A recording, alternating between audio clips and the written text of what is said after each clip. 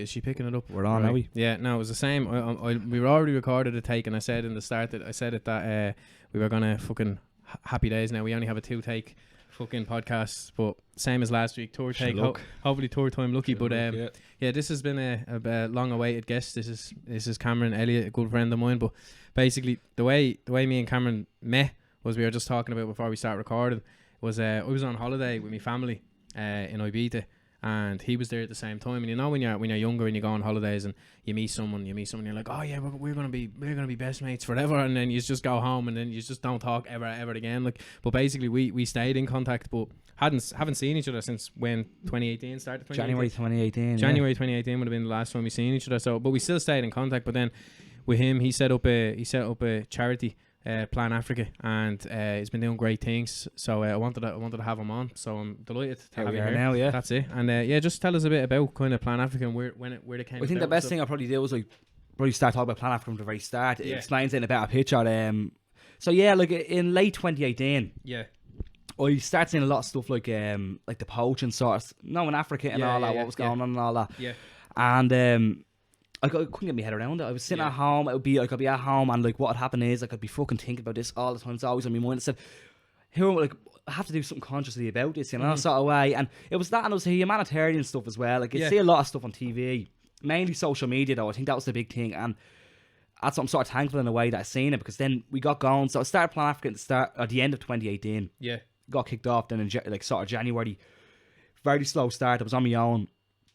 And then sure, like we are kept going. We did a charity run in the Phoenix Park that November. Yeah. And so then it came to, like, again, it was a slow start, but I expected that, because it's not everyone's bread and butter. Like now, like about fucking obviously like fucking animal cruelty and all that sort of stuff. And like it's not something that people can be obsessive about. Yeah, 100%. So we were doing our thing, posting about it. The main thing was to spread awareness, we hadn't really fundraised much, spreading awareness, getting the message out there. We didn't know where it'd really take us. Yeah, of course. I'm saying where, like my friend Mark and Dylan, they came in on it with us, sort of way, so they were helping us with the page.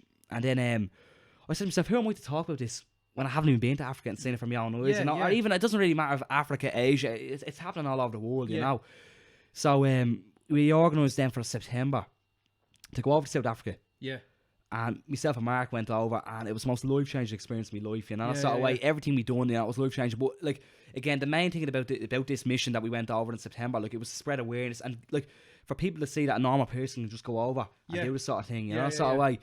And sorry to cut across. No, go ahead. Yeah, because that's one thing as well. You see from when you're young, it's like kind of you see all these kind of charities and things happening, but the fact that you can actually go and make a difference. Yeah, and it's so accessible as well, and it's something that I recommend for absolutely everybody to do. Yeah. And I'll get to it in a bit. Like we are bringing people over now. That's the next stage where we're at.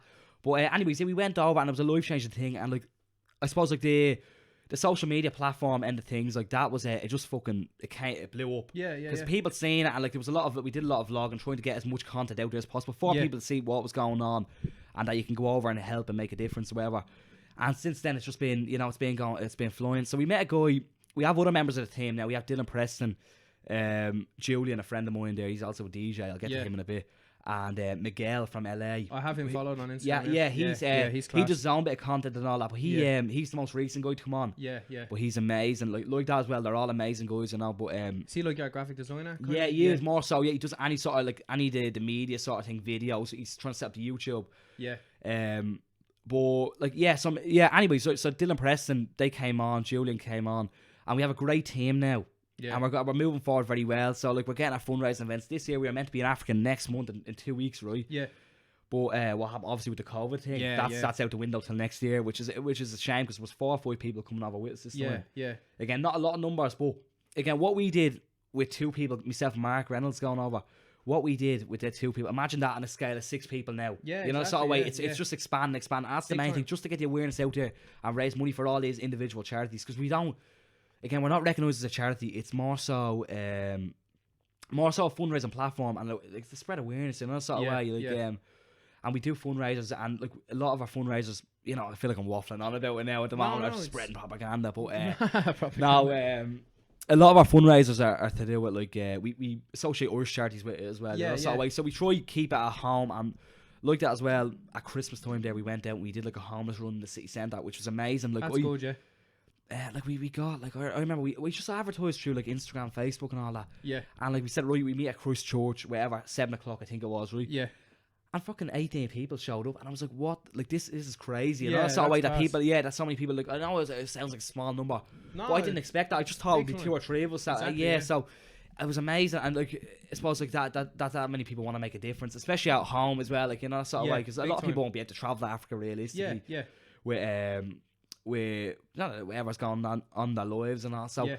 it's a great thing, and like it's only getting bigger. That's the main thing. Oh you no, know? that's unreal, man, and especially because the fact that it started from, you probably started it and with no expectation really, and the fact that you got results like that. Yeah, with the people and showing again, up. it's only sort of picking up now, but it's again nearly 2 years up and running. Yeah. But it's picking up and it's going so well. And Yeah. I can't be. But the thing is, it's the team. It's not only like I'm not taking all the glory for myself. Yeah, like, yeah. Again, like that. Like, obviously, I set up. It was on my own. But like the team, I wouldn't be able to do anything about like the background stuff and all that. Like you Yeah. know, like Miguel, for example, we met him in South Africa. He went over. All right. And he was over there with us at the time. That's where we met him. And he only came on board recently.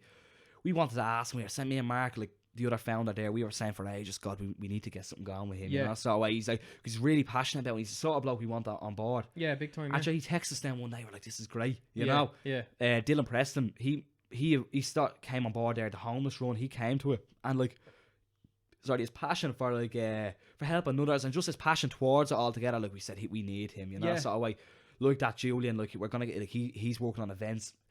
The events were sort of called off. We were gonna have a big like sort of like a not, I wouldn't say a festival, sort of like a mini like DJ thing. We're getting a few DJs on Yeah, board. We're yeah. gonna have a night out and all that. Right. Again, fundraising for these great charities, but people can enjoy themselves as well. Do you know what I'm trying to say? Yeah. 100%. Julian was on board with that, and sure, that's on a standstill. But it's gonna get there, you know.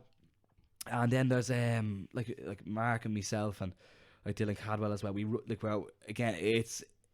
It's there's a lot to it. There's a lot more than I ever expected, and I wouldn't be able to do it on my own with any of these guys. You know, sort of way, yeah. That's unreal, yeah. So and Dylan Preston as well. He looks after any email work, administration, you know, and he's great. He's just so passionate about it. So that's And that's good. That I mean, not only that you have a team of people you get along with, but not only that, but the fact that they're all equally as passionate about it as you are. You know. Yeah, because it does. It's not something you can do. Just you know, you have to be into it. Yeah, you know, exactly. so when you have to be. And like it does take up a lot of time, especially for the volunteer. Like again, this is completely non-profit. Yeah, you know what I'm trying to say? Yeah, exactly. So That's there's no one's getting anything out of this other than the satisfaction of making other people's lives better. Yeah. And like touching on like the humanitarian stuff, we work with an orphanage over in Soweto in South Africa. Right. That we met when we were over. The guys we met when we were over there, like this guy. He's the sheepo. He's like Nelson Mandela's like he was Nelson Mandela's right hand man. He lived next door to him and all that sort of stuff. And he set up this orphanage.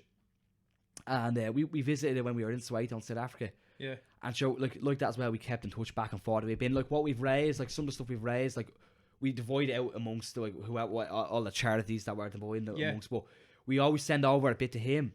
Whatever fundraiser event we do, and like he just sent back the photos of the kids getting like their packages, the meal packages and all that. It's amazing. That to me is everything, you know. Sort of way to see that sort of stuff, you know.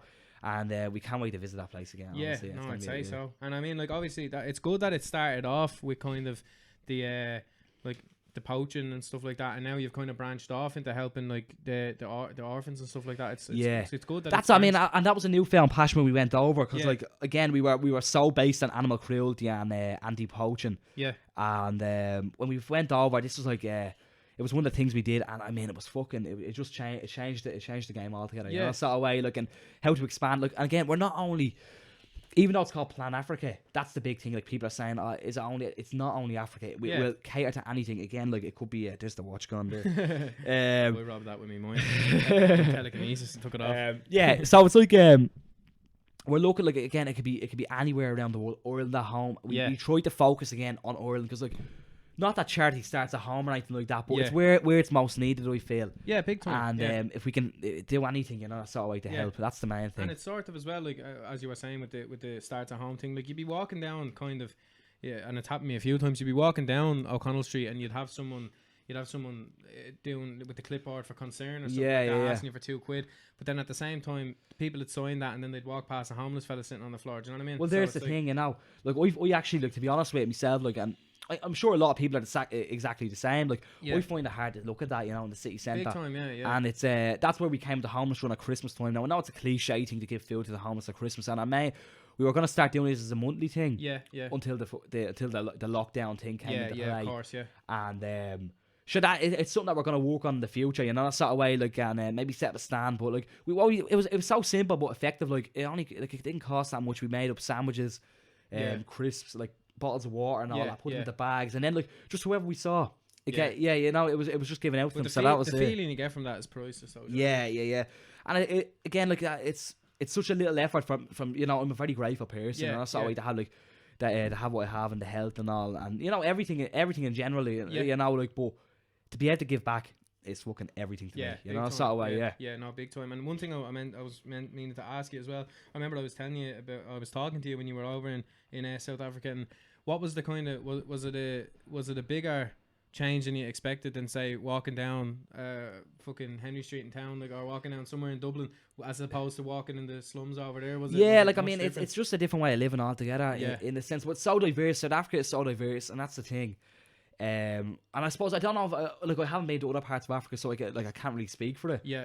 But South Africa, like, you'd see, you'd look to your left and you'd see fucking big houses, that sort of way, nice cars, Mercedes, BMWs, and then you look to your right and you'd see slums. And it's like, we went to a place called Monte Casino over there, because again, like, although we were over there on a mission, at night time, you need some leisure as well, exactly, so it was something to do as well.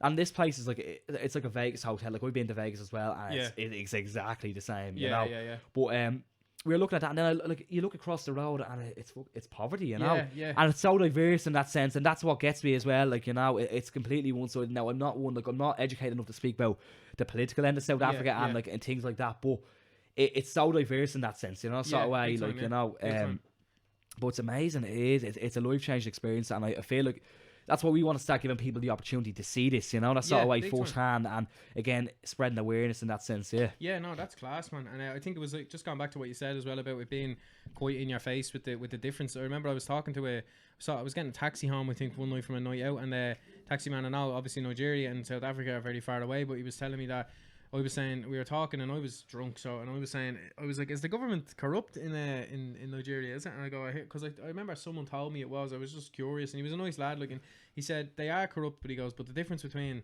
like, this country corruption and my country corruption is, he says, in my country, they let you know they're corrupt. He's like, they're in the nice cars and everything else. Here, they're corrupt, but they're hidden about it. They're hidden, they're not, like your friend. Like, Leo Varadkar acts like the people's best mate, but he doesn't care about the people. Exactly, and I like that as well. Like, it's something that I suppose I don't feel I know enough about, that sort of way. So I'm one of them sort of people. I don't want to speak about something that I don't know enough about. I feel like the whole, like, Leo Varadkar thing, I feel like he was put to the test with this situation that came, he did handle it quite well. In fairness to him, like, again, I'm no expert in that sense, but I don't want all the rash Sinn Féin heads now. That's the thing. Yeah, like, I don't know where I'm at with it. The sort of way, 'cause I don't know enough about it. Yeah, exactly. No, I know. I'm on the same page. It's kind of like, it's hard for any kind of politician as well as during these times. I think we shut down a little bit too late. I think if we had to shut down a while before we did, I think there was a bit of pussyfooting about it, that sort of way, in a sense that, like, I don't know, because they didn't oppose the lockdown straight away, obviously, so exactly. I felt it could have been a good thing to do. Just to get out of the way, because there was countries that were successful with that, wasn't it? Yeah, New Zealand was one of the big ones. They had fuck all cases, and they shut down early. And Iceland was another one. Iceland, I suppose, that's what I mean. They dealt with it quite well. But I feel like we are not the worst in that sense, sort of way. Look at America and look at England. That's crazy. I only looked at like, I seen stats there for, like, America. 300 million or something total corona cases in America. Wow. Do you know what I mean? I think it was that. That'll blow you away. Like, I mean, there's only how many people is even? There's about 6 million people in Ireland. Is there even at the moment? 5. I checked last night. 5. Yeah. I just want to check the American stats, because I might have made a bleeding fool of myself there. Imagine it's surely there's I've seen numbers in the millions though. Like, yeah, so definitely. I think someone thought maybe it was maybe I fucking overhyped that. I'll go onto my little corona case tracker there. I'm always on it, just checking. Is that on Google now? Yeah, we I just see. I hadn't even looked at we it. just Yeah. go on the corona case tracker, and then fucking it tells you like there's only because this is one thing as well that a lot of people like when I got down to hold on, let me just look at America real quick and look at the totals. Take your time, yeah. I hope I didn't make a bollocks of myself by saying 300 million. I think I might have though. 300 million. I seen figures in the millions. Like I can't remember Definitely, exactly. yeah. But So let me see. Hold on, we go up to America. Where are we? We're up there and 3 million. Sorry, not 300 million. yeah. 3 million, Look. yeah, I was thinking the second I again, said if you it. look at that, right? Yeah.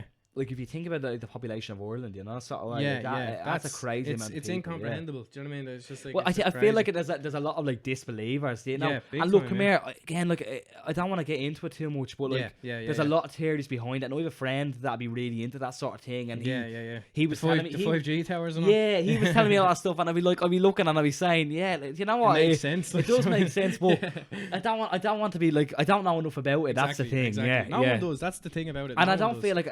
like the information again. Like I looked at a thing there and it was like, isn't it crazy how the media like control the whole world in that sense? You know, they control the panic. You know what I mean? they control like the media literally put anything that the media put out there we believed, you know. So Yeah, without a doubt, and like yeah. 2020 has just been a crazy fucking year. Man, it's been a film. It's been an absolute film. Yeah, And it's now you have all this if stuff. the world was ending, it would be this year. Literally, yeah, I don't know. now you have all this stuff coming out about the Hollywood pedos and all, and they're like, Jesus God, that Christ. shit blows my mind. Yeah, because like, it's like, but- sorry, go on. no, go ahead. No, I was come on. saying- I'm jumping into it. Yeah, I go was ahead. saying, like, I was only saying this to my sister and my ma yesterday, and my girlfriend actually. I was saying, fucking, the main people who run Hollywood and all, if this is all true, right?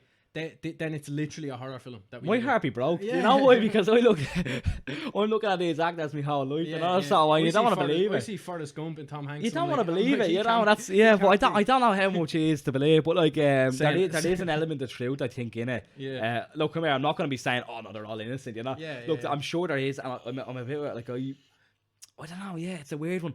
But I did see a lot of stuff. There's a page on Instagram, and I seen like I a see yoke the of Untold Truth or something. I think it was like horrific. horrific truth, something Yeah, like horrific that, truth. right? Yeah. And it was like Dwayne Johnson, and I was like, he was having a laugh at a kid, you know, Yeah. saying, "Oh, you children," and they were Yeah, trying but to put that out there as if, I mean, like, come on, you know, come on. Because my heart be broke as well. Because when they say like Tom Hanks does it, I just see him as like, I love you, Jenny. Like, Yeah. just coming out to some girl with a box of chocolates in a white van. Like, Yeah, I mean, I don't know. It just breaks me heart, that shit. But like, if it is the truth, it is Yeah. the truth. You know, I mean, feel like this year is gonna tell a lot of stories. big time. I mean, And apparently we're only in July as well, which is the scary part. fucking You know, mental, man. Do you know what I mean? It's just they need to just fucking and the JLS tour got cancelled. Like I'm freaked now. Do you know what I mean, there's nothing to look forward to this JLS, year. yeah. They're making God, a I comeback think and I all. seen them like Cheerios Tourload concert back in the day. You know, Yeah, fucking hell. Oh yeah, remember them? Yeah, I used to be freaked. Enrique Iglesias and Yeah. all. Yeah, that's I used to be free because everyone in my class when I was younger used to be going to them and all, and I used to be dying to go and all, and I never went, and I used to be in the height and all. And people would be putting up pictures and all, and fucking I'd be like, oh, snapping, and like they were shite, like yeah, JLS. Yeah, JLS, God. gangsters. But Yeah, fucking. they were coming back. Right? I didn't even They know were, about that. they were making a living comeback, on their rock. and they're all about 45. Like, do you know what I mean? They're all kids and all they're that. all I'd say. Yeah. bricklayers. Like, do you know what I mean? Yeah, They're all real. They're all outfits. I remember saying like I know it's I suppose this is probably like a PG audience or whatever, but like It's not. It's not. it's probably Walk not. away. No, Well, I remember I- saying like yeah. condoms right at Yeah. the time when they finished, and Yeah. I remember this meme that when they finished and they brought like a condom, a Durex Yeah. collaboration thing, Yeah. whatever. And anyways, what it was like.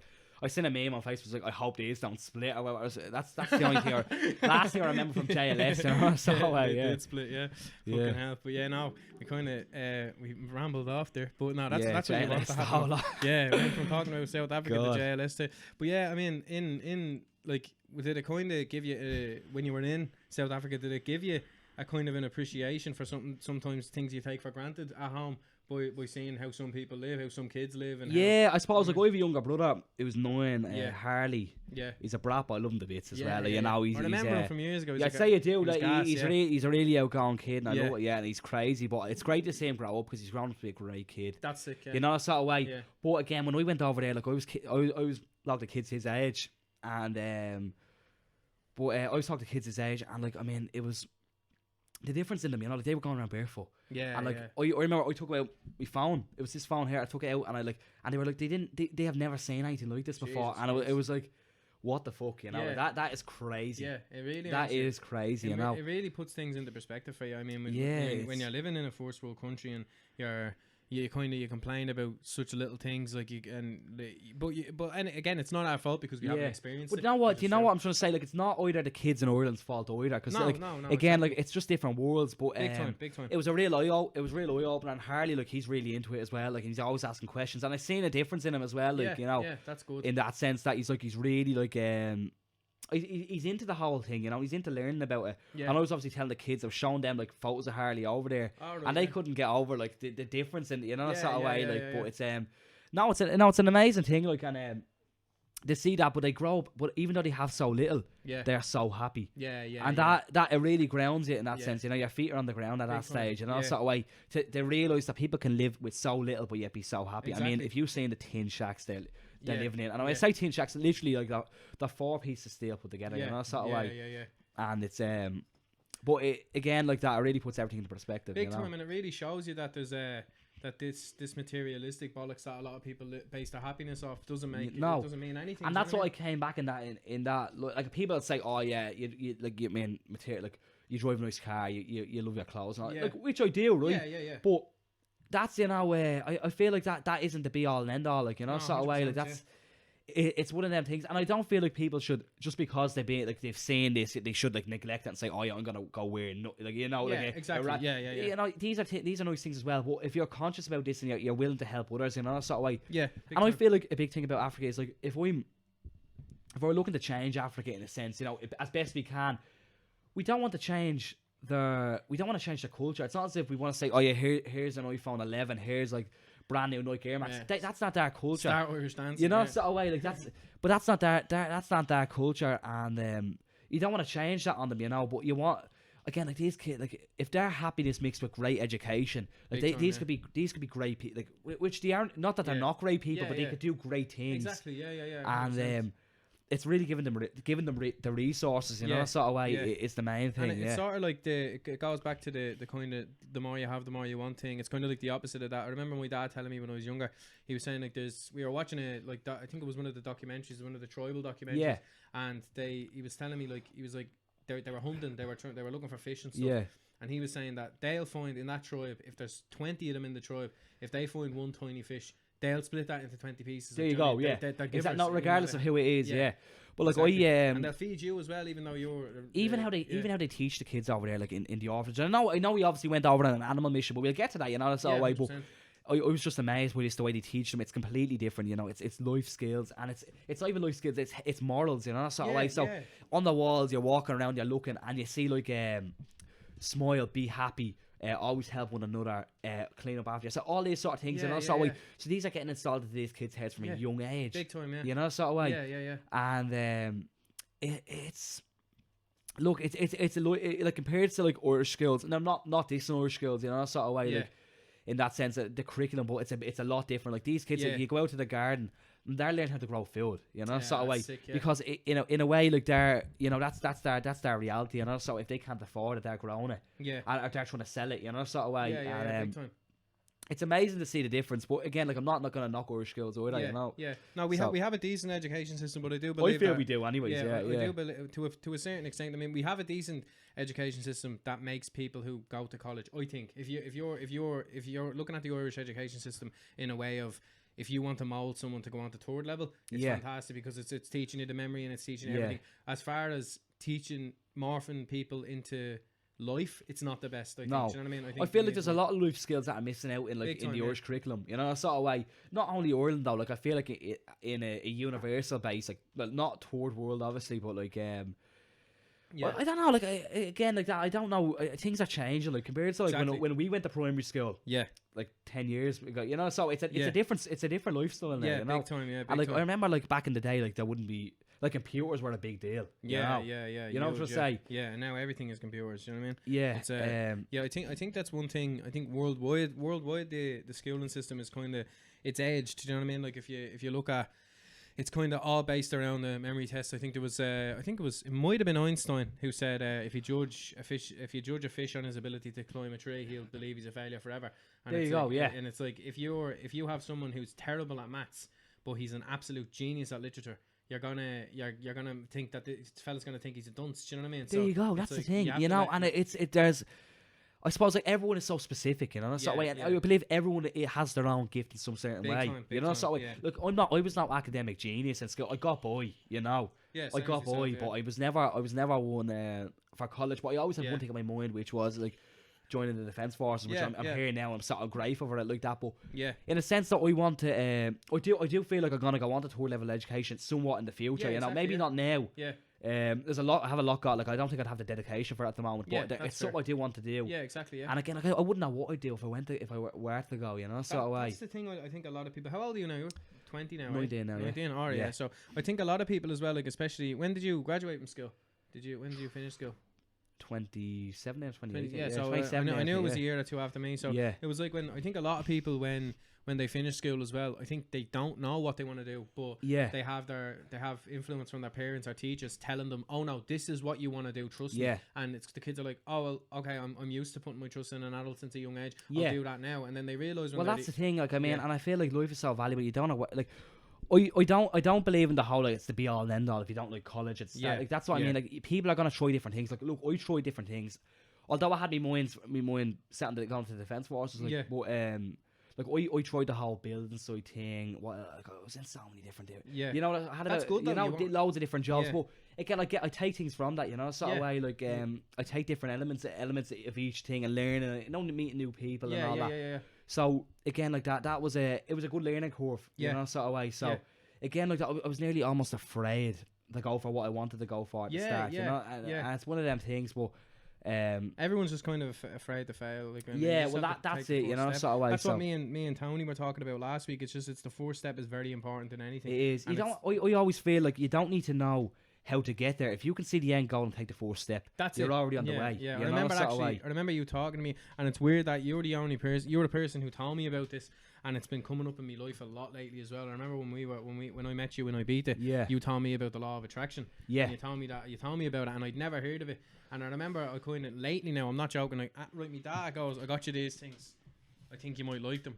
The other day, right, just left these in my room. He just got them. He got them in a charity shop. Just law of attraction cards right now. I've been looking into that loads lately. Now it's right. It's debatable in a way of if you just wake up every day and just think of €1 million, no, €1 million isn't going to appear in your account. No. But you change your actions to suit your I know. Do you know what, right? And I'm saying it like I studied this. Like I was obsessed with this right from a very very young age. Now, in fairness, right, I found out about this through Conor McGregor. Yeah. And it was something that it was all like I think he like. And it's not as if he was hidden about it either. I remember seeing a documentary as well where he talked about it, you know, so the secret, the whole law of attraction. And so I got the book, and I read the book, and then I read it again. And I watched the film, and then I read it again. But it's not an overnight thing, and you're not going to read it once and say, "Oh, this is great. This is my life is sorted." And then there was a follow on from the secret. It's the magic, right? Which is like a 30-day exercise thing. Yeah. So each day you have a certain exercise, and it installs into you. It installs the mind frame, the mindset, I should say, into you. And God, it changed my way of thinking altogether. Yeah. And ever since then, I mean, I was fairly young, like when I was doing all this, but again, it changed my mind frame. And like, not that, like, to be honest with you, right, I can be my own worst enemy at times. I can use this to my disadvantage, knowingly. You know, but it's how you consciously go about it, and then when you consciously go about it, you start doing it subconsciously. Big time, you know, sort of way. Big time. And it's like again, like I have a routine when I wake. And I sound like a weirdo when I say it, but I'd wake up in the morning. And I'm thanking God. Like I say God, right? But it's I don't higher source. Exactly. I don't even know who I'm thanking, but the universe, whatever you want to call it, right? Yeah. But I'm doing this like every morning. It's just routine, and every evening, and like even like I suppose when I was training in the army, you know, and we were on parade. Like you go out on parade in the morning, and you go out on parade in the afternoon. You could be standing there for fucking 20 minutes. Right? Right. It's and then you're on inspection. But like during that 20 minutes when I'm standing there, like I'm constantly saying thanks for my health, thanks for my wealth, thanks for my family and friends being healthy and happy. Yeah. You know, and like thanks for having my dream job or whatever, and all this sort of stuff. Yeah. But not only, I suppose it's all. I'm no fucking expert either at this sort of stuff, but quantum physics, like energy attracts to energy. Like if you're putting out positive energy, it's going to come back to you, right? Big time, yeah. So, but if you're bringing vice versa with negative energy, and it's all explained in the book and the film, which are more or less the same thing, but it's how you cater to it as well. Big time, yeah. You know, sort of way. It's how you it's how you cater to the whole if you prefer reading, people get it better from reading, people get it better from watching it. I personally say if anyone's to get into it, take notes, highlight it, take notes, all that sort of stuff, and I would really recommend doing reading the magic afterwards, because it installs it into you then. But I wouldn't read the magic until you fully understand the basics of it anyways, sort of way what's going on. And again, I'm no expert, but I'm still learning, and that's the beauty of it. You're constantly learning, and it's constantly moulding your mind into this sort of thing, sort of way. And the thing is as well, just two points as well that I wanted to go over. First of all, the thing that you mentioned, I'm glad you mentioned it about the quantum physics and the energy attracts energy, because a lot of people, when they heard about The Secret and they heard about the law of attraction and everything, they think it's just all spirituality and they think it's all bullshit. But then when you look into it, it's actually science. It's scientifically proven. Big time. This sort of stuff. And again, like that, no expert in science. I failed biology in the leaving cert, but although I don't even know if that is biology. But I didn't even go, But look, regardless of that, it's all proven. There's backgrounds to it, and if you look at all these, like there's great lads like John Asraf, Bob Proctor. There's a lot. Bob Proctor is amazing. He's someone that I really took to, because there's so many people in that within The Secret that like wrote their own bits, their own passages and all that. Yeah, it's a collection of great minds. Yeah, really, but I mean, there's some people that I really took to, and there's some people that couldn't understand it all. You know, sort of way. John Asraf, I love his attitude. I took the vision board, right? So I have the vision board. That's and I print off pictures of things I want. Sort of way things. My main thing is like I'm not like, again, it's very rich coming from me. Like I'm not materialistic or whatever. But I love to travel. And I love the natural world. So my main thing on the vision board, which is in my room, pictures of everything, loads of different pictures, right? Just cut out and all that of different countries, different I'm mad for like deep rainforest. That's my thing now, so I want to go visit that because I've never seen that before. And that was my main. Like I would love to do that this year. I would love to go to Borneo, Sumatra, places like that. But obviously wasn't feasible this year, but that's okay. But like that's my main thing. So when I wake up in the morning, I look at the vision board, which is right in front of me. I see the things I want to do, and it's constantly on my mind. And that's the thing. Like you almost visualize it into reality. Yeah, big time. In that sense, but like people say, oh yeah, but you can just go buy it. Buy these trips or buy these holidays, whatever. But sure, all forms. I'm not asking for free. Sort of way. Where do you get like? I mean, your life shapes in a sense that like, where you're getting the money for like this sort of, sort of way. So all sort of falls into place and how it works, and 100%. It's amazing. But anyways, that's what I took from John Asraf. Which is he's great. I think he's great. He has a really good outlook on life. Yeah, I'll look into him. He's in the film. I don't know if you've seen The Secret. I haven't seen the film now. Well, it's on Netflix. Like, it's really good. The book it's on Netflix, is it? Oh, I'll have a look. It's worthwhile if you're not into the book, which people aren't. Sort of way. It can be very. It's a lot of information to process. But I'd recommend reading and watching. I've read half the book, but then I kind of stopped. But another thing as well that I wanted to say is about when you were talking about the negative energy as well, is like a lot of the things with people who are anxiety sufferers, or I know I always go back to mental health, but this is kind of like it's okay. That's something I do want to touch on as well. And like if someone like from an anxiety sufferer's point of view, I mean, I was thinking for years that I had these problems, as in like I had a brain tumor, I had a heart condition or whatever, and they were all just symptoms of anxiety. But the fact that I thought that I had them and I believed that I had them, it became reality. Do you know what I mean? That's what I mean. Yeah, that's the thing. And like, it just you do really, thoughts do become things. You do really. I'm a firm believer in that. Very firm. Like, and it's sort of like CBT as well. Like I talked about CBT in a previous episode. It's because like if you look at a CBT chart, like basically like say if you take a panic attack for example.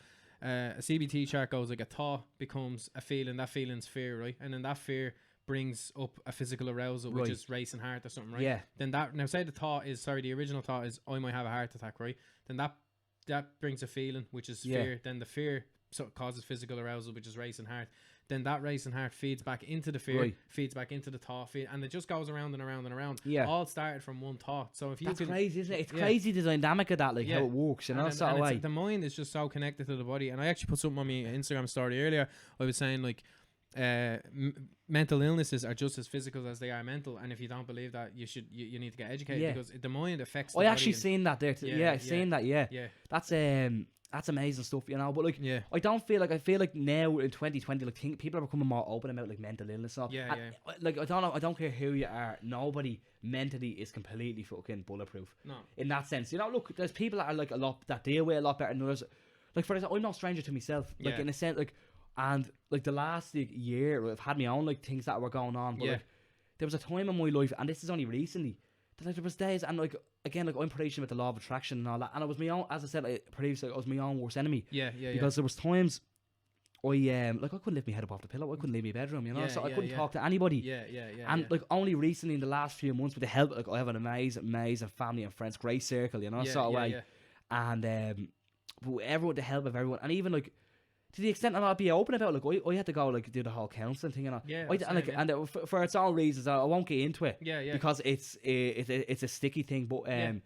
But for that, like But for that, like I went to the council in the Defence Force, and it was absolutely amazing. Like the services they have within the army is brilliant as well. That's great. And like I feel on top of the world lately. I had to pull myself out of that because there was times where I just could not, like, I couldn't process like anything, you know, sort of way, like, and nothing was going into my head. Yeah, big time. You know, it was, and I was lost, you know, and I suppose I was lost now and found, you know. So you get all that, but it's theoretically that sort of stuff, but it's amazing, and like I feel like even though it was probably like some of the worst times of my life mentally, what I learned from that and what I learned about myself, I mean that's a positive, you know. If you're looking at that in the sense, and I know it's like, oh yeah, like you were going through like bouts of depression or whatever, but it's positive, you know. That's sort of big way, time, if you can come out the other end, and realise that, and be able to help others. That's the thing. Like I'm I'll be always open to talk about these sort of things to people, and I'm very open about myself because I want people to realise that as well. That even though like you can have so much going for you, you can be broken on the inside. You know, sort of way. Like that's what I'm trying to say. Yeah. And like it's so. It's such a common thing now, but it's great to see that it's becoming more common. And people say, "Oh yeah, snowflake, soft skin, the whole lot." Now, don't get me wrong. In fairness, I think there is people that I think this generation is getting a lot softer in a sense. You know.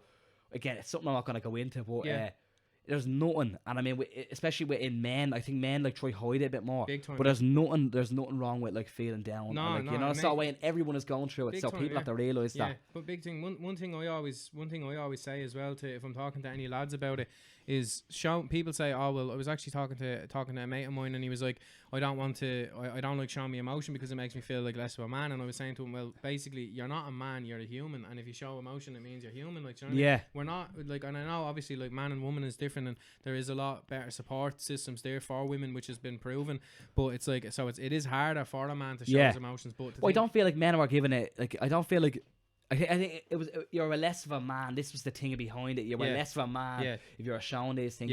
Look, again, you could see me like fucking smiling at pictures. Like if you only had gone back a few months, like I could have been smiling at pictures the whole lot, doing great things, and then all of a sudden, like, but on the inside you're broken. Big time. But now it's different. That's the thing. Like, now is my time now to get this out there and say this is okay. You know, this is okay. And see, I was distracting myself. That was the thing. I decided that's my thing was I was like, oh yeah, let's take on 1,000,001 things. Big time.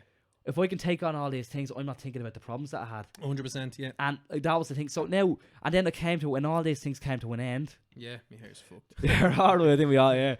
But when all these things came to an end, I was back with the same problems, you know. So and I was only literally getting these and putting them to the side, and I'm fucking steamrolling ahead and doing whatever I have to do. I'm loving life. Well, I'm loving life to an extent. Knowing that I'm gonna go back to deal with my problems. The only way to get through the dark times is face them head on, and that's the only. And that's the best advice I could give to anybody. Get the help. Get it, you know, sort of way, and don't feel any like ashamed of anything. But again, all going back to the law of attraction, like that sort of stuff that inspires me. And I feel like if you can get positive energy out there, it can make a difference, you know, sort of way. 100%, No, that's unreal, man, and it is. I think as well with the law of attraction and mental illnesses and stuff, it does kind of link hand in hand. I found like as well, as I said, for years I was convincing myself that I had some sort of condition, nothing to do with anxiety. I never thought I had anxiety. That's the problem as well. I find with a lot of blokes and a lot of people in general. It's like I'm not slating girls who are depressed. I'm just saying I can only relate to a man's point of view. But like, exactly. You only know you know what you know. Like big time. But like gone by like fellas who suffer with it. I think a lot of people presume that blokes kill themselves. Say if a bloke kills himself because he's going through depression and really bad anxiety, say he takes his own life, a lot of people think it's the depression that does that, which it is, but it's also the confusion of what the actual fuck's happening to me. Do you know what I mean? Because depression doesn't feel like depression. Do you know what I mean? And it hits you like a ton of bricks. Like, and I'm not saying like, look,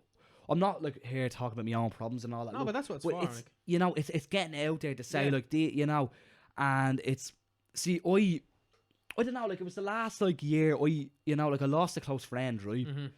And that was the first time I felt lost. Yeah, you know, yeah, sort of yeah, way. yeah. To it, like, because when I lost relatives and all that, but I was younger, I didn't really Yeah, understand it. You know, Yeah. when I came to an age and I felt lost for the first time, I was like, God. You just saved me life there. Because Yeah, no, because I was saying I was sweating now. Yeah, but we started recording, and I noticed because this is I'm using OBS Studios, and we started recording, which is a free software. I think you can get a pro version or whatever, but I'm using the free software. And I look down in the corner, and it shows you the audio. But sometimes when you close the app and then open it, and we closed it because we went down to the pub and had 8 gargles. But when we opened it back up, I fucking wouldn't mind. I seen the.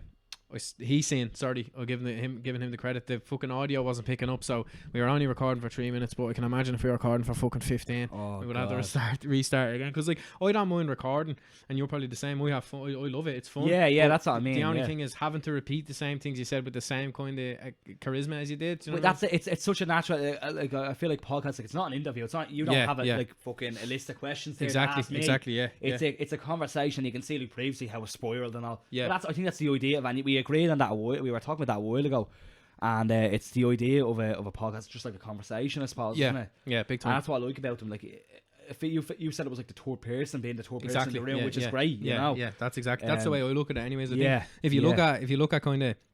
Like if we were about looking the whole time, just looking at the camera and just talking to each other, how awkward is that? Do you know what I mean? Just and that's not camera. that's what I like. It's not staged at all. Big You know, time, sort of way. And if you look at Joe Rogan as well, like they're sitting across from each other, Yeah. they don't even acknowledge the camera.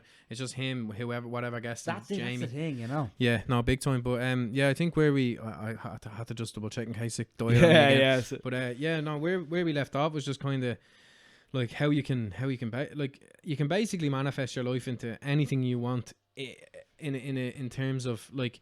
I think one of the most important things, and I'll always remember when I used to play rugby with Sutonians out in fucking Sutton.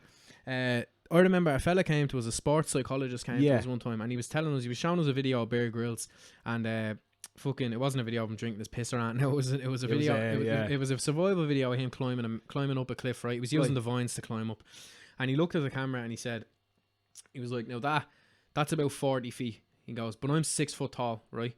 He goes, I'm gonna have to fucking do this quickly. I think it's 5 or whatever. He goes, I'm 6 foot tall. I only have to do 6 feet 5 or 6 times in order to get up there. He goes, I'm not looking at 1 40-foot thing. No, I'm looking at 5 or 6 feet stages, thing. I think if you look at life, anything like that, anything at all, like even including if you look at mental illness, if you look at money, if you look at anything, if say we take money for example, if you want 100 grand in your bank, right? Yeah. If you're looking to get 100 grand and all you're thinking about is 100 grand, it's always going to seem so far away from it. Do you know what I mean? Because you're gonna get a grand, and that's only 1%. Do you know what I mean? And but if you look at it and say, right, in 2 months I want to have a grand saved. Yeah. If you look at that, it's a goal. Yeah, exactly. You know what I mean? That's what I mean. It's short-term goals that lead to long-term success. Yeah. Big time. That's exactly it. No, 100%. No, you're 100% there. Like that's spot on. It's like, and I think it's the same with anything. It's like when I first started me therapy for the panic attacks and stuff, I went to him and I remember saying to him, I was like, I want to stop having panic attacks and I want to stop feeling like a retarded old man. That's what I felt like at the beginning. Yeah. An old man with dementia is exactly what I felt like.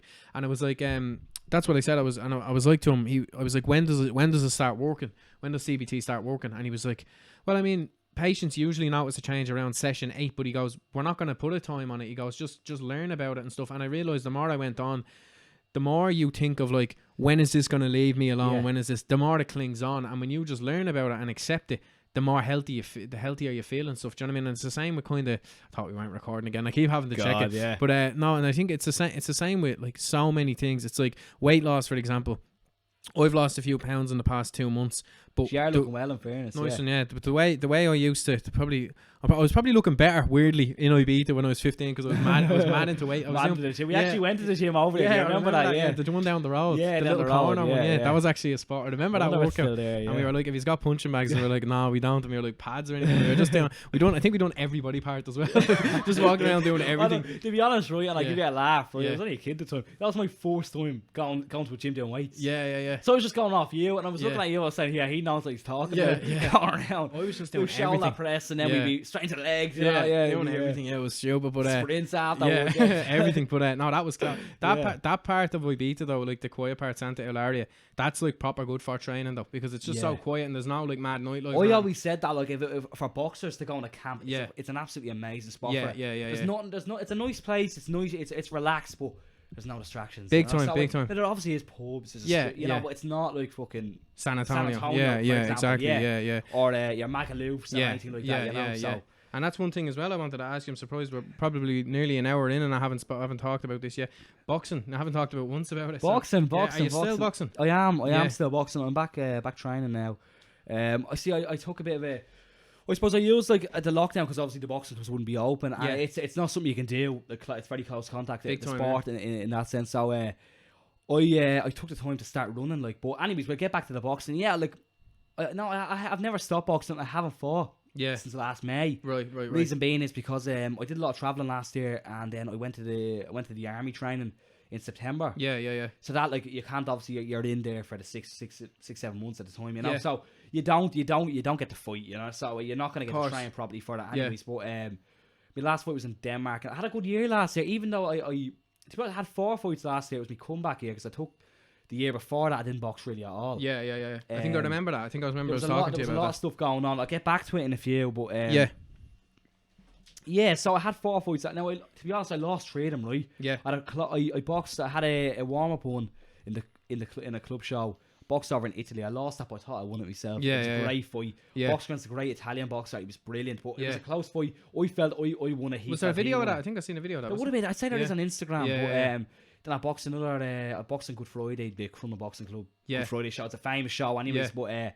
But I boxed on that, and then I fought in Denmark against a bloke that he's going to the Olympics now. He's meant to be, you know, No he way, was a really good boxer. Now, to be honest, he stopped me in the second round. I won the first round, right? Mm-hmm. And then I came out and he caught me a body shot in the second round. It was over. Yeah. But I didn't mind because I knew I felt like I was at a standard then, you know. So Yeah, that's good then. Yeah. but I'm looking forward to getting back in the ring. I don't know when that 100%. will be Yeah. in terms, but like no, I'll never fall out of love with boxing, in fairness, you know. Yeah, and I mean you have to as well prioritize your passions as well. Yeah. Do you know what I mean? You can't Yeah. you can't have 10 passions at once. You know what I mean? Exactly, Same way. And you like- can't juggle. You can't juggle it all, and then Big time. try be the best at it. Well, not be the best, but give your best at everything. It is the better context to use. Yeah, no, big time, and I think it's like with a lot of things. It's like even going back to the goals, it's good to have. It is good to have your eyes on one goal. Like say, Yeah. if your one goal now is to grow Plan Africa, is to grow yourself, is to do things Yeah. like that, and then have a few miniature goals. Same way, like Yeah. my main goal is to grow this podcast, is to reach young lads about mental health and stuff like that.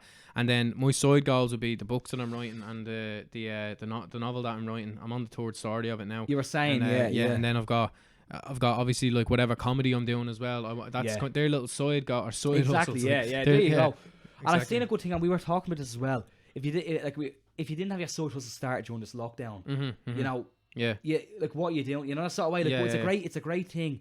Like, I felt like this was great time. It was a great time to use as your advantage, you know, Big sort of time, way. Like, big time, you had yeah. the time off, you could start whatever you had to do. Yeah, big time. And like that as well. I used it for Plan Africa. Like, Plan Africa was great. We got a lot of shit done with that. Yeah. And there's other things as well that I'm doing at the moment. That'll be like they'll progress in the future. I'll be able to talk about them in the future. Yeah, that's class. Yeah.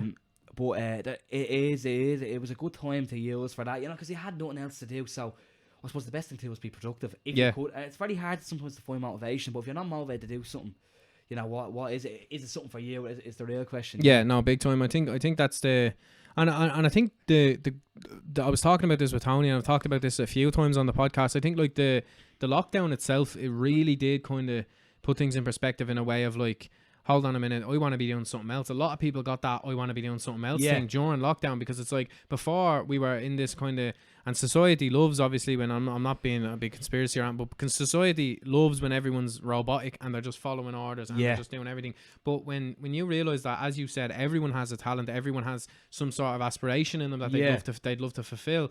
If you give someone a chance, they'll take it, and it's just it's good that a lot of people did get the chance during this lockdown. Exactly. So a lot of people could use it to their advantage. Yeah. And it's great to see. It is. I've seen so many different like companies and all, especially through social media, setting up, and like it's great to see this, and I'll support them as much as I can, because it's great to see people getting their stuff out there, and things are easing off now to an extent. And things are going to start getting better and better and better, so it's great to see with people.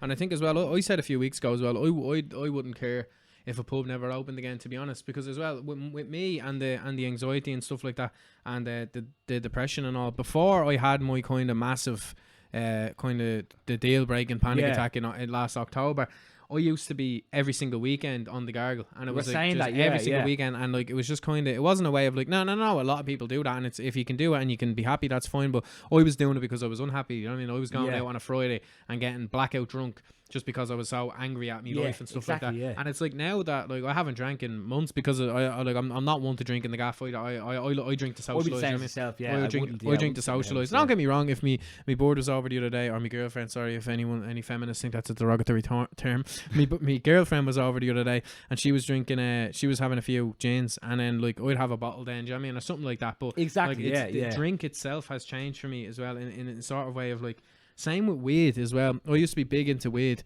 and as I've talked about in the podcast before, and if I had a euro for every time I said as I talked about the podcast, but I was big into weed. Like weed was my baby, do you know what I mean? I remember saying to my girlfriend that I was like, oh, I'm gonna be, she's like, do you ever think you'll give it up? And I remember saying to her like, oh no, I'm going to be smoking this until I die, like, do you know what I mean? Like this is my life. And you're looking at kind of the glorified Snoop Dogg and all, like, oh, and Joe Rogan, he smokes weed every day and look how productive he is, while I'm spending every single bit of my fucking wages on it and I have nothing else. Exactly. That's changed with me, and so is drinking, in a way of, I used to associate, because you make associations with everything in your life. I used to associate nights out with drinking. It's like you can't have a good night out without drinking. Same way I used to associate Amsterdam with weed, which is a lot of people do, but I went to Amsterdam wasn't December gone to December before that. I went to Amsterdam then, and I didn't smoke weed at all in Amsterdam, right, when I was there, because I couldn't, because I was getting panic attacks from it and stuff. But I went and I just realised, I was like, holy shit, I never loved the weed here. I loved Amsterdam. Amsterdam was the place that I loved. Do you know what I mean? And you know what? I was only saying that, like, I don't smoke weed, or I don't do any sort of drugs myself. Yeah. And I'm going over to Amsterdam now. That's why I was curious, because I'm going to Amsterdam now next month. I was curious to see like that, because again, like, it's so associated with drug culture, and like, again, like, I'm not weed and prostitution is what you think. So I was curious to think, will I even enjoy it? You know, sort of way, because like most people go over for the one reason, which is smoke weed, and I'm not. It's not necessarily a bad thing either. I'm just not quite into it. Yeah, that's perfect. Like, do you know what I mean? A lot of people aren't, and that's the thing. Like, it's. I was curious to see, and like for you to say that now that you didn't do it, and it was an enjoyable experience. The place is magical. It's different to everywhere else. Me and me may have a theory that it's because the city's below sea level. Right. It's one of, like, so if there was a tsunami that hit Amsterdam, it'd be fucked. It'd be just flooded out.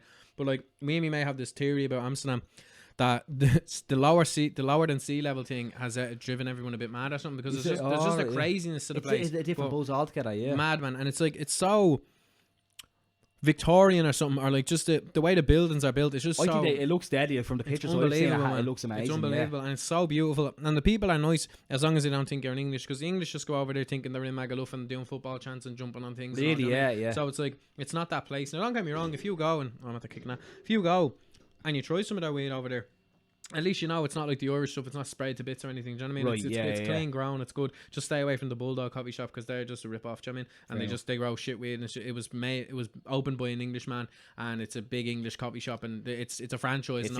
All they cared about was just batch sending things out. Do you know what I mean? And but yeah, no, I think the biggest thing about Amsterdam with weed as well is it's not so much smoking it. It's going over and seeing this thing that you've been told is illegal from a young age being purchased in shops. Is just such a weird feeling.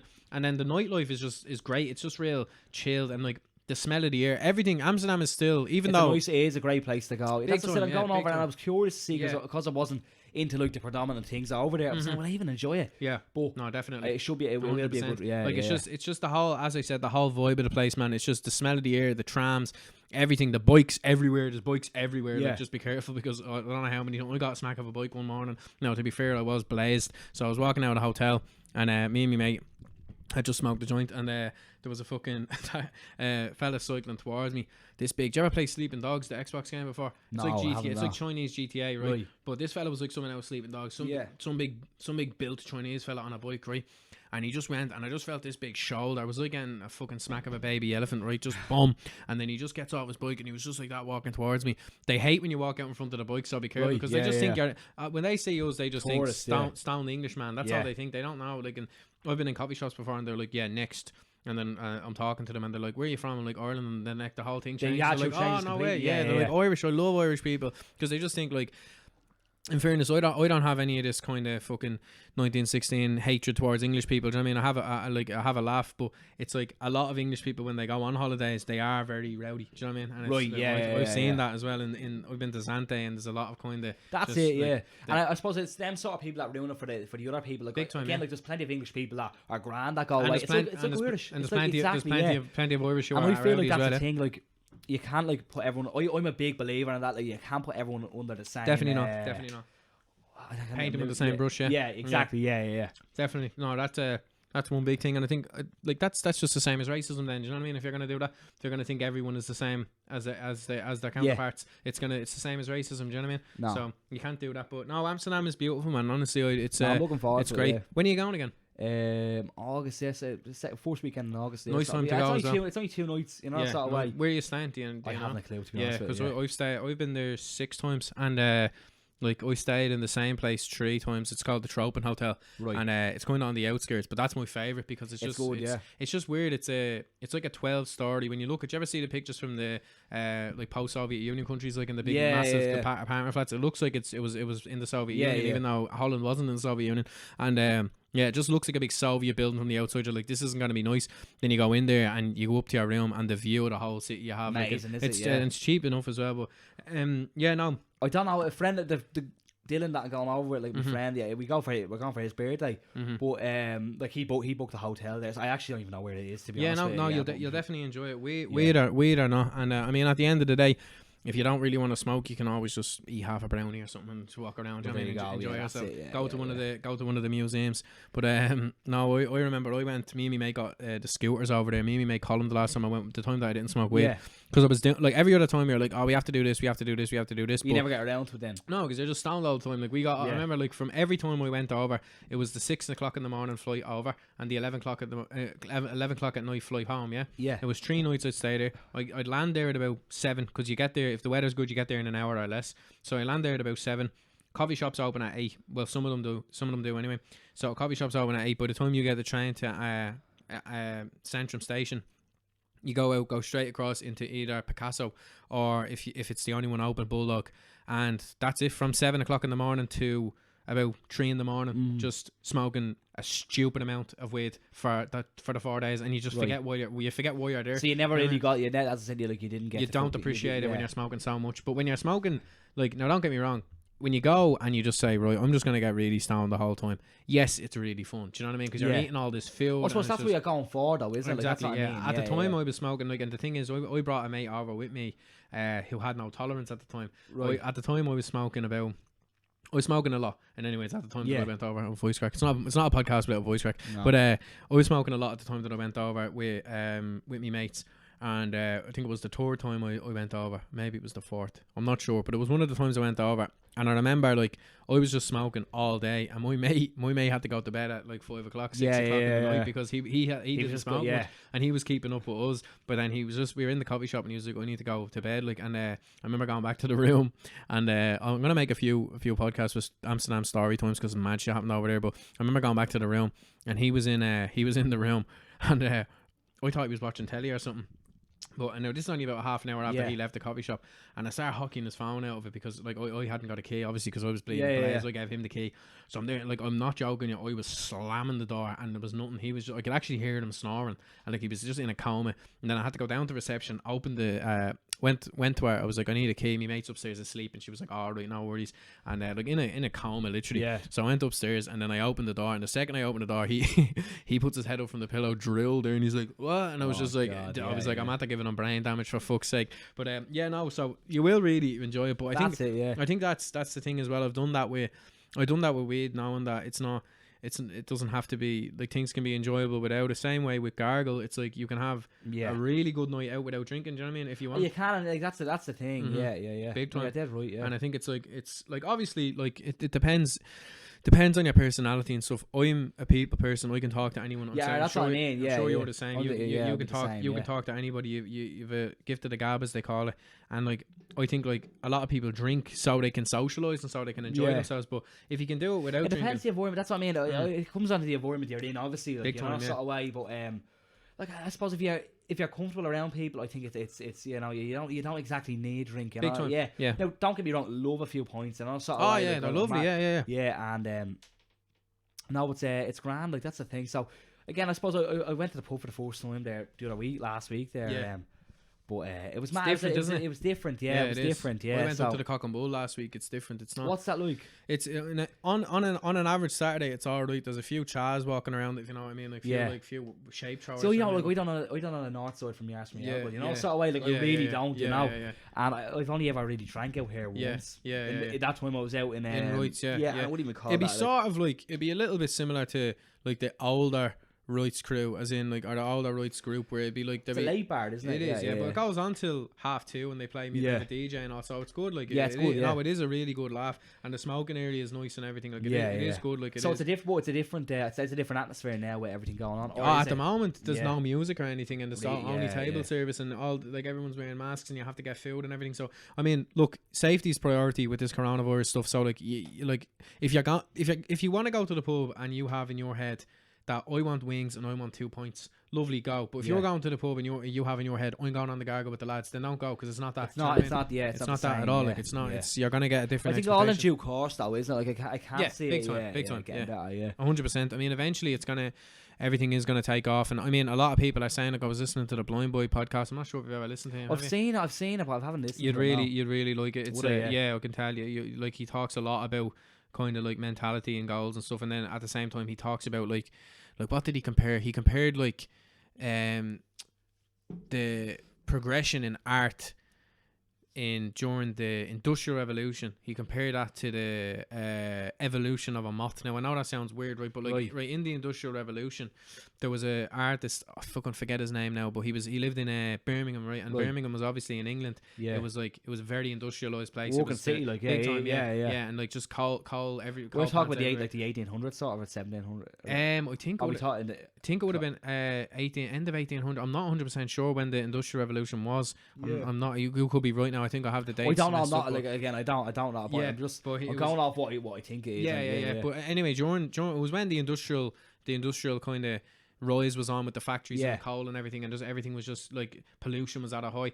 And basically, he was an artist from Birmingham, and he'd paint pictures of the seaside and he'd paint pictures of the countryside and everything, right? But in his pictures, right, he'd never been to the seaside and he'd never been to the countryside before, but in his pictures, the ones he was painting, the sky had this kind of grey red tone to it, right? And that's what he thought that it looked like. Yeah. But that's what it looked like because of the pollution. So historians are now looking at his art, knowing that pollution was bad back then because of him. Because of that reason, exactly, And the way he compared it to a moth was, there was these moths that live on the sides of trees, and they can camouflage themselves to look like the tree bark, but because of the pollution in the air, it was something to do with like it wiped away the tree's look. So when the tree, like the color that they could change into, it wiped away that face. So because the pollution wiped that away, the moths actually had to evolve to suit the new color of the tree. So seeing the new moths places is an indicator that pollution's high. Do you know what I mean? So the way he compared the two of them, that's just crazy, isn't it? That's madness. Yeah,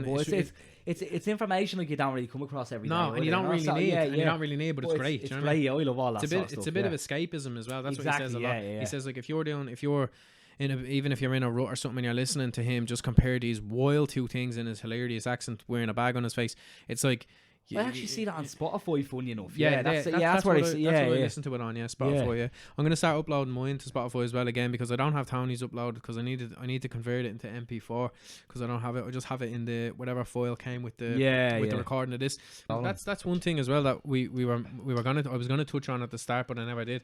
With the animal situation in South Africa and the poaching and stuff like that, what did you kind of experience what animals did you see in South Africa? Like, where we went was we went to a reserve, Yeah. Basically, yeah. So I say it was around the same size as the Phoenix Park. It was huge, right? Yeah. But it was owned by the family, and they take in orphaned and injured animals, Right, basically, yeah, right? lovely. And they try their best to rehabilitate them back into the wild. Yeah. Now, some animals won't be able to, so they have them like obviously sectioned off that they can be rehabilitated back in. You know? Yeah, sort of way. that's fair, yeah. And they give them the care that they need, obviously. yeah, they do, but Yeah. again, and it all comes down to people who go over and all that, more or less, you know, sort of way. Like, if they don't have the you know, that'd be fucking gone. Yeah, yeah. Like, yeah, so they take in animals out. So like that as well. Now they've had incidents where poaching has happened on their land. Fuck yeah. Yeah, you know, they've lost rhinos, they've lost lions, and it is terrible.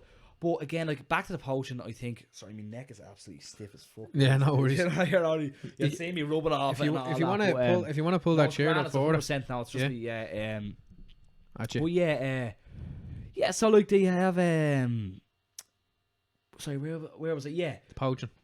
Right? So like the likes of poachers, right? A poacher is obviously he's not like he's doing it for a reason. He needs money, right? It's massive money, and they're willing to do whatever it takes to get money. Obviously, very poor people. Yeah. And it all comes down to uneducation. So, like the main goal, I think, is to educate us, you know. So, like, we can educate people about this, you know. Yeah. And again, education works in two ways. So, one, they'll know about the animal and their the extinction rate and all that sort of stuff with the animals, you know, sort of way, right? And number two, if they're educated, they can get work elsewhere. They can make money elsewhere. You know, sort of way. Yeah. And it doesn't. Their life won't revolve around. Oh, I have to do whatever it takes. So yeah, that's big time. I'm not saying for every poacher or anybody who's into poacher, but that's sort of the background of it. But they're helping. They're helping both sides. Then, do you know what I mean? They're helping the animals, but also they're helping the poachers get it. Yeah. So that's actually good. Yeah. So it's like again, like I'm not saying like these lads from Zimbabwe are looking at the Instagram page, you know, sort of way they their animals. But I'm just saying, in the bigger picture, that's what we're aiming for. Yeah. But it all starts in schools. It starts at the very end of it. The very start of their life. Yeah. How their education goes and how their career, like their lives go. Yeah. So you know, it all works and it all plays. So the main thing is the kid. If they're educated, you know, the future generations won't feel, you know, it won't fall into that trap. Yeah, big time. Such, you know, it's hard to put words to it, but that's the goal. And people, like, I only got asked there a while ago. A girl texted me and she was like, "What is the motive behind that? What's actually going on with PlanAfrica?" It's very hard to explain. Yeah, you know, big time. Yeah. But we can see it, like, and whoever's involved can see the bigger picture. Big time. It's all about the bigger picture and how far we can push it. Yeah. You know, sort of way, because it's. Like, it's never going to be finished, you know. Our job or what we do, you know, it's never going to be finished. Yeah, exactly. So it's about us doing as much as we can for as long as we can. You know? For the time being. Yeah, no, exactly, that makes sense. And I think as well, one thing a lot of people, some people would say, I mean, some kind of ignorant people would say, is kind of, oh well, like if you cared about like what's the difference between an animal in Africa and an animal in a slaughterhouse? But like does it come down? See, that's when it comes into, like, it gets. And I got questioned on that as well. I was thinking, like, why aren't you a vegan if you're all about animals? But I'm saying, I don't feel like there's a fine line. Do you get me? And like, it's, again, I'm not educated enough on it, which I should be, and which I'm learning about more. Because I was questioned on it. And to be honest with you, I didn't know how to retaliate to it, you know. So I knew myself that, like, I'm not like, I just don't like when, like, right, it's great to see, like, vegans, vegetarians out there. That's right. Look, it's amazing, you know, sort of way. But I don't feel like pushing that on people. Is it big time? It's good to promote it, but pushing that on people and, like, then trying to say, like, oh yeah, you're not a true animal man, because look, whatever they're into, and, like, it's great, you know, and I'd love to say that I'd be able to do the same myself, but I don't think I'd be able to dedicate myself to it, you know. So at least you're honest. I'm honest about it, I'll be honest, exactly. but I want to learn more about it. That's the thing, that's you know? good then, No, that is good. And it's just, I think as well, when it comes to, it kind of comes to as well a little bit similar to people who say all lives matter when this Black Lives Matter thing is going on, right? Like, like they're saying, what about all animals? Well, the animals that are becoming extinct. There we go. Right. So I'm sorry to jump across, but that's the point that I want to get out there, right? Yeah. Like, cows aren't extinct. Yeah, you know exactly. What I'm trying to say? That's. I'm not saying, like, right, like, they are animals. They have whatever. They have feelings to an extent or whatever. But, like, there's a crisis where, like, orangutans. There's a crisis with rhinos. Lions. Lions. There's a crisis. Like, like, essentially in 10 years these could be non-existent. You know, sort of way. Yeah. So we have to look at it in that sense where priorities matter. Big time. It's all down to priority. Yeah, exactly. That's how I feel about it, you know. But look, I mean, people, I'm gonna probably get slated for that as well. To say, look, I eat meat, and I probably won't. I don't think I'll ever stop eating meat either. Neither will I. That's not to say that I can't help out where problems are, you know. So Yeah, exactly. Yeah, 100%. So look, again, it's a And sticky situation. Everyone has their own opinion on it. Yeah, and at the end of the day, people aren't killing these animals that are going extinct to eat their meat and survive. No, it's not. That's Do you what know I mean. They're- It's body they're- parts, and it's trophy hunting and it's stuff. trophy do you know what hunting. It all comes Yeah. out of trophy hunting. Yeah. And then there's like weird like medicine things that they come up with, you know, Yeah, rhino horn is the cure to cancer. Yeah. Which like it's been proven that rhino horn is made of the same stuff as hair follicles in a human. Yeah, you know, yeah, sort yeah. of way. Yeah, keratin, is it? Yeah, exactly. Yeah. So like, you know, there's no That logic doesn't to it. feel You know, okay. it's Exactly. it's all down to myths and legends Big and all time, that yeah, sort of big stuff. time. And you can't like, and then like obviously. You go back to the poachers. Should they don't know this stuff then, you know? So like, they're just doing it for the job that these people, the higher sources are giving them a job Yeah, to do. You know, yeah. you're going out to kill this rhino tonight. Yeah. And it's how they do it as well, you know. So it's terrible. Now I've Yeah. seen a guy. There's this wealthy guy. I don't know his name. He's over in South Africa. And he owns a lot of land and he has rhinos there. Now he does like he's a bit controversial. So he has a lot of rhinos. He's essentially against animal poaching and like, rhino poaching, but with that, he sells rhino horn. Now, he doesn't kill rhinos to take their horn. He shaves it down to a certain extent. Now, people are like against that and saying like, "Oh, they shouldn't be doing it. They're natural. It's natural or whatever." Yeah, but yeah.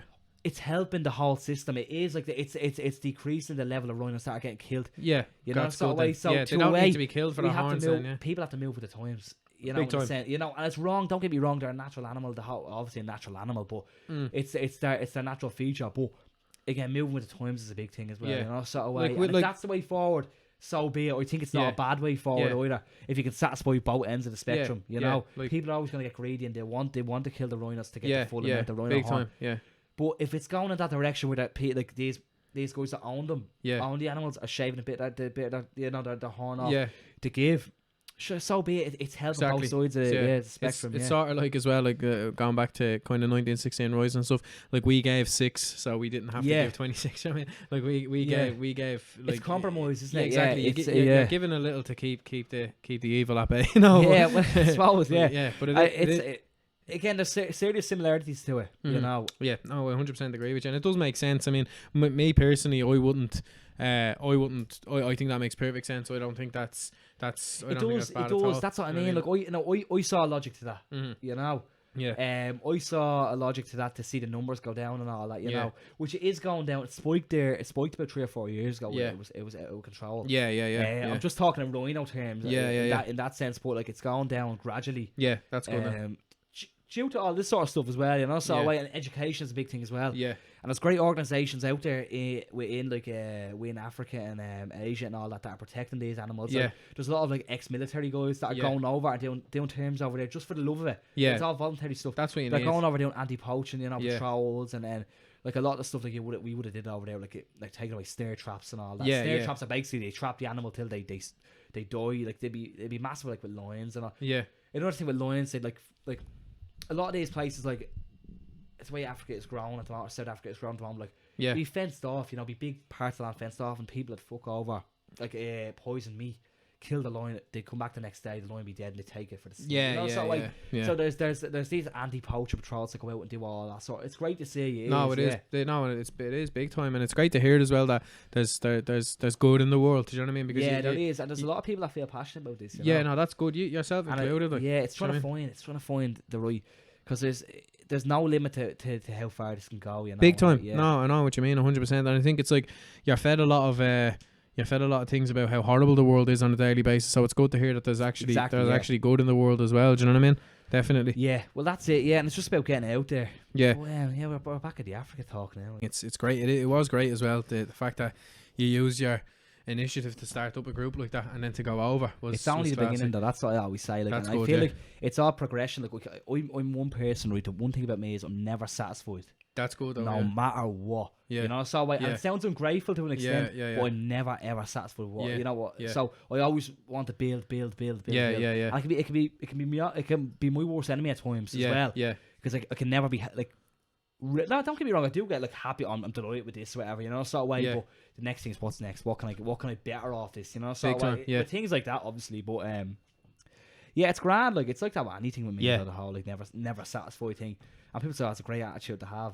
A winner, like a winner's mentality. I think it's another way to describe it. Like sort of way, like you have to win, and I'll do anything that it takes to win. Yeah. That's good on that. Any extent, yeah. That is it's a good thing. It's a good thing to have, and especially because like when if you're having that mentality, and a lot of people will have that mentality in a negative light, but the fact that you're having it in a positive light with these things shows that it is really beneficial for you. Like, well, that's it. Yeah, as I said, it's only the beginning, so we'll work on it. Like, I love to we since we went to Africa like nearly 12 months ago.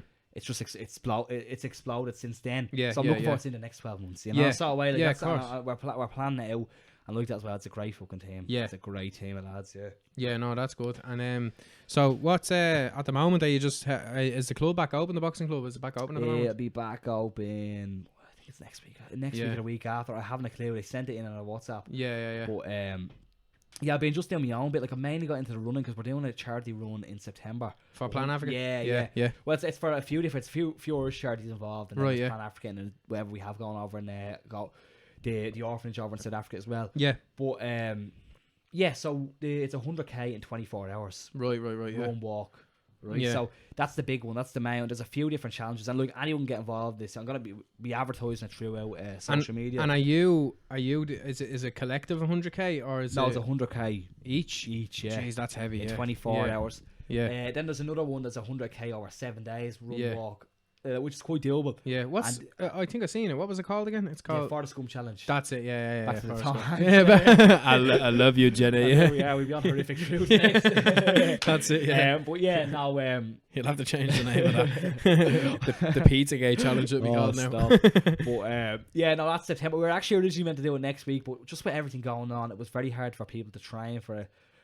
The planning was location is a big thing as well. Yeah. So we're trying to get a circuit going. Like we haven't decided even on a location. We have a few different places in mind, but it's it'll be a tough thing. But it's very doable. And it's very great cause as well. Yeah, big time. Anyone can get involved in this. Yeah, sort of way. Are you gonna go for the 100k in 24 hours? Are you? Fair play. Fuck me. That's what we started because I not took a step back from boxing, but my main priority is getting the running done now. Yeah. Because we've been it's to get again a lot of that be probably walked. A lot of the 100k is gonna be walked. Yeah, it'd have to be. Yeah, unless you have fucking David Goggins. Yeah, exactly. Or sort of, just mad supplements ready to go. Well, I feel like that as well because I went through the army training the last while, and that installed a mentality into me.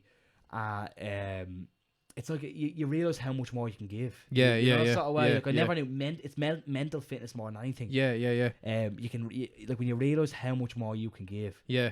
These things don't seem that big of a deal anymore. You know, sort of way. I heard about that as well. I heard when you think you're done, you've still got 40% left in the tank. I heard it's crazy. Again like that. The last while when it was in the training or whatever, I'm out with it now a good while. But you'd be pushed to your expectation. You think you're finished and you still have a million, you still have loads to give. And you realise that when you carry that with you, then just the world is your oyster in that sense. You know, I'm not saying I'm not Mr. fucking Olympia. Do you get But you realise how much potential your body can.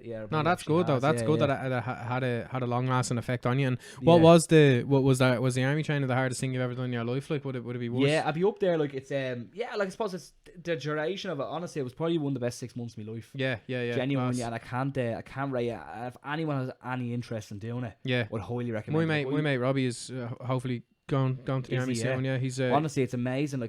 It's I trained in Baldolin Caseman Air Dome, I'm in the Air Corps. But even the instructors up there were fucking brilliant. I have to say, they knew the education you get, and the training as well is amazing. It's the best of half your life as well. We've met friends from I think there was only 4 of us from Dublin there. You know, so away, and there was about 20 odd people from down the country, and I have friends all over the country now. We're really close.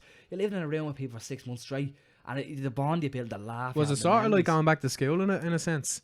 Was it like that laugh? Yeah, kind of the laugh you have? Because the way your day would go, you'd have a routine in the day. Compared to when I wasn't there, and to notice the difference in myself from it, and I'm really, really grateful for it. Yeah. You know, but it's if anyone is interested in it, I'd recommend going for it. I love it, to be honest with you. Yeah, it's one thing I would in. Maybe in a different life, I'd love to do. It would be something that I would love to do. I would love to do. It takes a lot. It changed me as a person and how I thought about things, and mentally better. You know, and I can't rate it enough, to be honest. Yeah, it's really, no, really I'd say good, so. yeah. I heard it's like obviously like I haven't seen any footage really of Irish army training. I've only seen obviously SAS who theirs wins, and then like any of the American shows. Yeah. And I don't know if they're blown out of proportion a little bit. I don't know, like it's to an extent maybe, like I don't Yeah. know, but like everywhere has their own sort of twist to it, you know. So like my friends are trying to different barracks around the country, and their training was different to ours, you know. But I have to say, like they did make soldiers of everyone there when I was there. Anyways, That's it was good. really, really good. Yeah. And did anyone like during the training? Did anyone drop out? Like you get like a few, like, you know, sort of way. There was definitely, I'd say, I can't even remember, like maybe 5 people. Yeah, who said this isn't for me, like, which is understandable, like, because it can't be for some people, you Yeah, know, sort of way, like, which time. is great. It's great to realise that, but to do it as well, like, you know, sort of way, for someone to go and do it and then say, you know, it's no shame in it either. Yeah, big time. At least you tried, yeah. I loved it now. It's like you could tell straight away, like, who'll be into it and who wouldn't be into it. Yeah, I know what you mean. Yeah, but like, and even now, like, I'm sort of like, I'm out of training now. Things are relaxed, but not to obviously. It's still the military. Do you get me? Like, but the opportunities within it now is amazing. I'd like to do the whole overseas thing and all. Going tour and all. There's so much to do, and like I said, I'm looking forward to the future now, the next few years, and no, that's sick. I think Tony was saying last week that he wrote up a plan for someone who's gone off to Leb like recently. Yeah, and they were meant to apparently they said it's cancelled because of all the virus and stuff, and then like within 24 hours notice they were like, no, pack your bags, you're going tomorrow. Yeah, that was a bit like, I think there was a bit confusion there, like with the whole, there was a trip that went out, but I think it's like they're only doing 4 months or something now, because they missed out a bit of time. And that's all what he said. that, 16 weeks is what he's doing. Yeah. So exactly. Yeah. So like it's sorry, my fucking neck. No, but it always happens to me. No, but yeah, it's it's great, like it is, and like I suppose like it's unfortunate for them lads that are going out now, they're not getting that full trip in, but. Sure, look, that's the way the things are. Like, our training was cut short. We finished our training in March, and it was cut short by 2 weeks or something like that. Not that we missed out on anything, anyways. You know, sort of way, but like, that's why my mate was meant to go to the army earlier at some point earlier in the year, but then it ended up getting cut back. The whole thing, because of the COVID stuff. Like, it's just the reality of what's happening at the moment, you know. But like, things are getting better. Like, and I'm sure that'll kick back off soon, like, you know. So way in context of like the training and all that for recruits. That's good. Yeah, my dad he only done 3 years service down in Limerick Army Barracks when he was younger. But back then, like there was a gymnast and a boxing squad for the army. Like, is there a boxing squad in the army? Yeah, they have a good boxing team as well. I hope to box for it myself. Yeah, that'd be class, man. Yeah, that'd be good. That's a big goal. Like, I'm still trying to find my feet though. Like, again, I'm a red ass in terms of, like, I'm only there just under a year. So I'm still trying to find my feet in everything. But it does suit me. Like, there's a lot of, if you're into keep it fit, if you're into active, and I suppose if people like will slate the defence force and say, oh, the wages isn't great, the wages is this, and you know, but it's what you make of it, you know. So if someone goes in willing to be lazy, you'll be lazy. But if someone goes in with the right attitude, wants to do all the courses, there's great career courses with the Army, Navy, and the Air Corps. Yeah, which it's you know, that's what I mean. It's what you make of it. It is. And are you plan on with being in obviously the Air Corps? I'm presuming is like Air Force, is it? Yeah. And would you like? Eventually, like, and this might be a very stupid question, you might be thinking, what's this fella talking about? But would you eventually be like flying planes and stuff like that? There is like you can go do a cadetship, which is basically like pilot course. It's to become a pilot, become an officer, you know, which and they're pilots. Like, it's something that you could do down the line, you know, sort of way. But I don't know if I'd be 100% interested in that, you know, sort of way. You know, so. It's all passion though, you know. So if you're not passionate about it, there's no point in it. Yeah. No, big time. I know what you mean. But it sounds unreal. It sounds interesting. It sounds like something like I always thought, because I was born in New York, so I thought. Yeah, I remember you saying that actually. Yeah, I thought that my man and dad used to always tell me like, now when you're 18, now they're gonna call you and you're gonna get drafted to Iraq and all. But like, they were taking the piss saying that they signed, because in America you can sign a thing when a kid's born to say that if they need to be drafted, they can be like, so.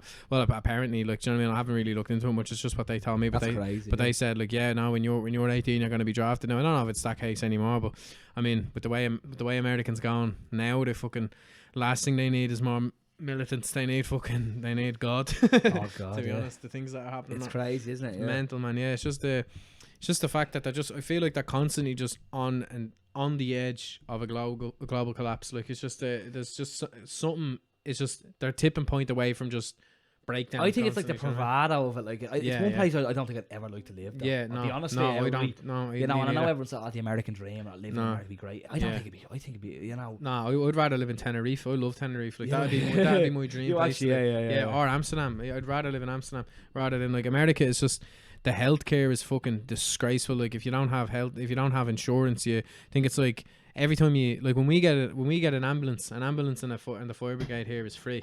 Do you know what I mean? It's a free service here. Whether you have a medical card or not, it's a free service. Yeah. But when you go to the hospital and if you go to A&E, it's if you don't have a medical card, it's €100. Yeah, it's €100 fee. In America, I think like so for the ambulance, £400. Then when you go and if you get an ECG strapped up to you and all, that's another maybe $3,000. Serious, Yeah. And I think an inhaler, an asthma inhaler, I think is $200.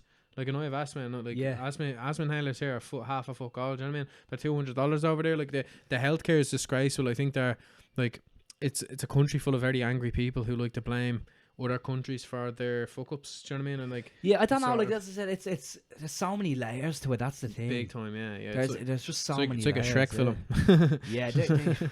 No, there is a lot. It's one place I don't think I'd ever like to live. Though. No. I'd like to visit. Like I'm going off to America now in February. I'm going over to Yeah. Vegas with my granddad in February, and I'm dying for that. Now. Yeah. I do like to visit America and all that, but it's just it's crazy. It's one of them places. It's like it's great for holidays, but to live it'd be complicated. Do you know what I mean? Yeah, it would be like, and it's like now one good thing is like there's parts of America and the property is hot as fuck all. Do you know what I mean? Yeah, like, I believe so. I was looking at like property in Texas, like swimming pool, 3-bedroom house. Like I think it was coming to like a beautiful house, like it's had again swimming pool and everything. I think it was 150k. Like, do you know what I mean? And like you wouldn't get a decent flat here for that. Do you know what I mean? There you go. So like, that's what I mean. It's like, yeah, it's proper now. There's the differences, but you have to balance it. Like I suppose. Cost of living and stuff. Yeah, every good thing has a bad reaction. You know, like, sort of way. Like, yeah. So it was actually my girlfriend was saying to me yesterday the wages over there are like obviously less than stuff, and when you convert the euro and all, there is obviously it's a massive. I don't know. You've been to America, if you obviously you're born lived there 3 years, right? 3 years. Lived there till I was 6. 6, yeah. Well, yeah. No, that's. I knew you were. I knew it was at least 3. Yeah. My sister moved over here when she was 2. We moved here, so it was So I was 6. I was born when she was 4. It's I suppose a different way of living though. Like I remember talking to a waitress in a restaurant over in America, and she was like, "I pay to work here because the tips." Yeah, it was in Vegas, and she was like, "I pay to work here." Like she can make $300 a night in tips. She just pays rent there, like sort of. Yeah, and that's how that place worked. Like, that blew my mind. Like, that's crazy. Sort of way, like, that's unbelievable. Their income revolves around tips now. Yeah, all big time. I remember my ma was a waitress in New York, like when we lived there, and like she was saying, like the money you'd make, your wages would be shit, but the money you make off tips is unbelievable. It's so like you make so much cash off tips. Like, and it's just like you'd nearly, if it was a busy night, you'd nearly make double your week's wages in tips. Like that's crazy, isn't it? It's crazy to think it's a different way of living on. Tipping is like standard over there, though. It is. That's the thing. Yeah, if you don't tip, it's not so much that if you don't tip, you're looked at as rude. If you don't tip, you're looked at as like you've robbed this. Do you know what I mean? Like it's that standard. Great, but it's just so standard nowadays. And then there's some countries that like I get so confused when you tip them. Do you know what I mean? Like I think Japan, it's known as a sign of like it's a sign of kind of rudeness if you tip someone. Really? It's kind of, I mean, I think they look at it in a way of like, I'm giving you this because you don't have money or something like That's that. Crazy. It's mad different cultures, isn't it? Like, and it's crazy how they vary like all across the world. Like there's so many different elements to that, isn't there? And if you don't finish your meal in Japan, it's known as you're insulting the chef as well. It's like you're insulting his cooking, like that's mad. And it's either Japan or China that if you eat bats, no, when you mess, it's either Japan or China if you eat with your mouth open, like you know, slapping. Like no, I hate that when someone's like, I can't stand it. If you eat like that, the food you're shown that you appreciate the food, and if you eat with your mouth closed, you're shown that you don't. Well, it's like that. I heard of it in Japan as well. If you fall asleep while you're working, it's looked at as like a good thing that you're like passionate about your job. I've seen that. It's mad. It's funny. Yeah, but look, man, I don't know how much. Ooh, the watch is gone off again. But I don't know how much of it all is true in that sense. Yeah. You know? No, I think the different cultures around the world is amazing, man. I think it's like, I was looking at, I don't know if you've seen there's a thing on Netflix there called Home Game. I'm not sure if you've seen it. It's basically, there was this, I don't know the name of the sport, but it's in Venice in Italy. Not Venice. Venice is the one with the canals, isn't it? It's in Florence in Italy. And it's basically, it's sort of like handball. You know, like handball where you throw it into a net. It's sort of like handball crossed with MMA.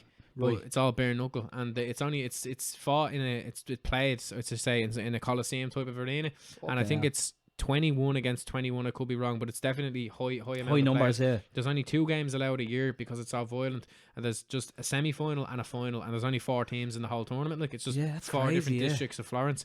And did I say Florence? Yeah, it is Florence. But basically, like, in the documentary on Netflix, like, it's like you have to throw the ball into their net.